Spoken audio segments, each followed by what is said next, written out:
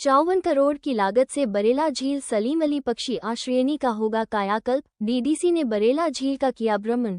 प्रगति यात्रा के दौरान मुख्यमंत्री नीतीश कुमार की घोषणा के 1 महीने के भीतर ही जंदाहा के बरेला झील की विकास और सौंदर्यीकरण योजना की स्वीकृति मिलने के बाद बरेला झील महत्वपूर्ण पर्यटक स्थल के रूप में विकसित होने जा रहा है। गुरुवार को विकास आयुक्त कुंदन कुमार ने कई अधिकारियों एवं पत्रकारों के साथ बरेला झील का भ्रमण किया। डीडीसी ने झील के तट पर पत्रकारों को योजना की दी विस्तृत जानकारी में बताया कि वैशाली जिला के पातेपुर और जंदाहा प्रखंडों में अवस्थित बरेला झील सलीम अली पक्षी आश्रयनी का जल्द ही कायाकल्प होने जा रहा है। वैशाली जिला में प्रगति यात्रा के दौरान 6 जनवरी 2025 को इसके विकास और सौंदर्यीकरण की मुख्यमंत्री की घोषणा के बाद 4 फरवरी 2025 को कैबिनेट की मंजूरी मिल गई है। अब 54 करोड़ की लागत से इसके डेवलपमेंट का कार्य जल्द शुरू होने जा रहा है। कार्य पूरा होते हैं बरेला झील राज्य के पर्यटन मानचित्र पर स्थापित हो जाएगा। डीडीसी ने पत्रकारों को बताया कि बरेला वेटलैंड मौसमी बाढ़ से संरक्षण प्रदान करती है। वेटलैंड पानी की गुणवत्ता को बढ़ाती है। ये कई प्रवासी और देसी पक्षियों के लिए आवास प्रदान करती है। उन्होंने बताया कि अभी गाद और इनलेट एवं आउटलेट के जाम होने तथा समुचित जल प्रबंधन के अभाव में वेटलैंड में पर्याप्त जल स्तर को बनाए रखने के लिए पर्याप्त पानी नहीं मिल पा रहा।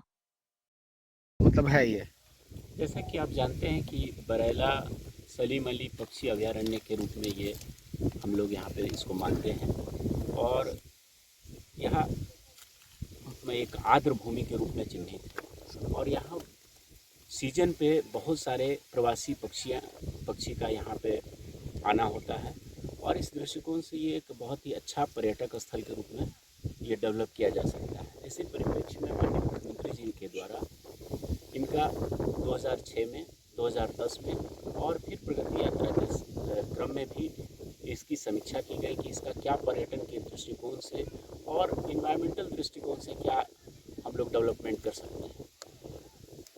अभी मुख्य रूप से जो इस स्थल का परेशानी है वो ये है कि इसमें कंट्रोल्ड वाटर नहीं, चाहे तो पानी की अधिकता हो जाती है या फिर कमी हो जाती है। तो इसमें देखा गया मुख्य रूप से कि इनलेट एंड आउटलेट इसका वाटर का इसमें मेंटेन करना होगा। तो इस दृष्टिकोण से अभी हम लोग सबसे पहले लगभग 54 करोड़ रुपए की राशि अभी कैबिनेट के द्वारा स्वीकृत की गई है, जिसके द्वारा हम लोग इसमें जो पानी आता है और उसका अधिक होने की स्थिति में उसको यहाँ से उसके जल स्तर को कम करना और कम होने की स्थिति में उसको रिटेन करके ये अभी पहला हम लोग फेज करेंगे। पूरा इसका वन विभाग की ओर से लगभग 28 करोड़ रुपए का एक योजना सैंक्शन हुआ है, जिसके तहत हम लोग इस स्थल पर एक बड़ा सा पर्यटकों के लिए एक टावर बनाएंगे, जिस पर चढ़ करके वो लोग इस विहंगम दृश्य को देख सकते हैं। साथ ही नागरिक सुविधाएं भी दी जाएंगी, कार पार्किंग और जो नेचुरल कॉल्स वगैरह के लिए हमारा जितना फैसिलिटीज़ है, कैंटीन है, ताकि लोग आकर के यहाँ पे थोड़ा एंजॉय भी कर सकें। तो ये सब अभी हम लोगों के इस प्रारंभिक रूप से लक्ष्य रखा गया है। साथ ही आप देख रहे हैं कि एक बार इसी तरीके से बाढ़ आने के कारण यहाँ पे बहुत सारा जंगली नरकट, जिसको कहते हैं स्थानीय भाषा में, वो पनप गया है। तो उसके लिए भी वन विभाग द्वारा 3 फेजेज़ में इसको हटाने का कार्य किया जाएगा, जिसमें कि पहले फेज़ में 100 हेक्टेयर, दूसरे फेज़ में 100 हेक्टेयर और तीसरे फेज़ में 200 हेक्टेयर को हम लोग कवर करेंगे, सो दैट कि अभी जो ये जंगली आपको घास वगैरह दिख रहा है वो ना दिखे और हम लोग यहाँ एक अच्छा पर्यटकों को एक देखने का चीज़ हम लोग दे सकें।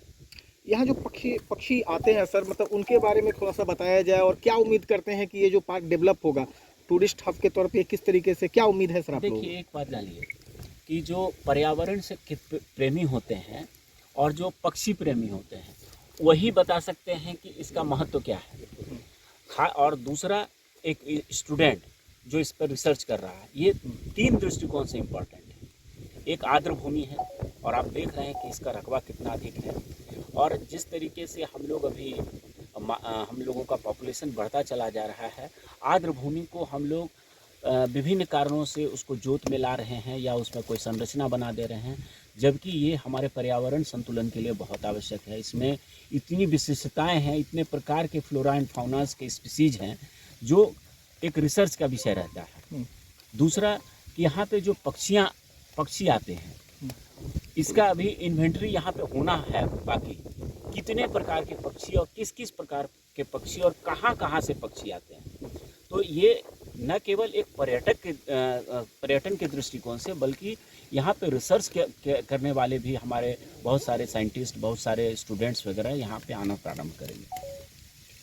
कब तक तैयार होने की उम्मीद है सर? इसको कैबिनेट से हम लोगों का अप्रूवल मिल गया है, तो इनलेट एंड आउटलेट का तो हम लोग तुरंत काम प्रारंभ करेंगे। और साथ ही वन विभाग द्वारा जो 28 करोड़ का हमारा पब्लिक एम्यूनिटीज़ के लिए और टावर के लिए जो काम हो रहा है, उस पर भी तुरंत काम प्रारंभ होगा।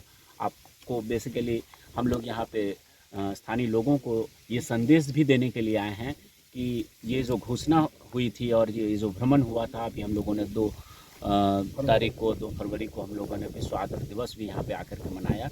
वो केवल घोषणा भर नहीं है, बल्कि हम लोग उसको धरातल पर भी लाने का तुरंत काम शुरू कर दिया।